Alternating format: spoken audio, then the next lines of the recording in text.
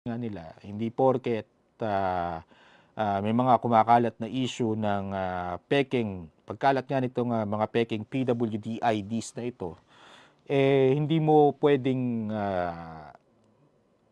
itigil yung pagbibigay ng discount sa lahat, 'di ba? Kasi mangilan-ngilan lang naman yung gumagamit nito.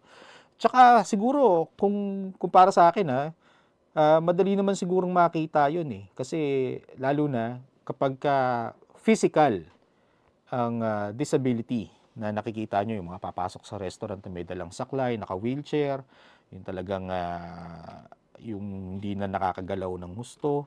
Pero may mga sakit din naman na hindi nakikita, 'yan din. Pero may mga disability din na sinasabi nila yung psychosocial disabilities. Ang mga psychosocial disability, kasama rito yung bipolar disorder, obsessive compulsive disorder, anxiety disorders, social anxiety disorders, schizophrenia, post-traumatic stress disorder, neurodevelopmental disorder, somatic symptom disorder, depression, eating disorder, at personality disorders.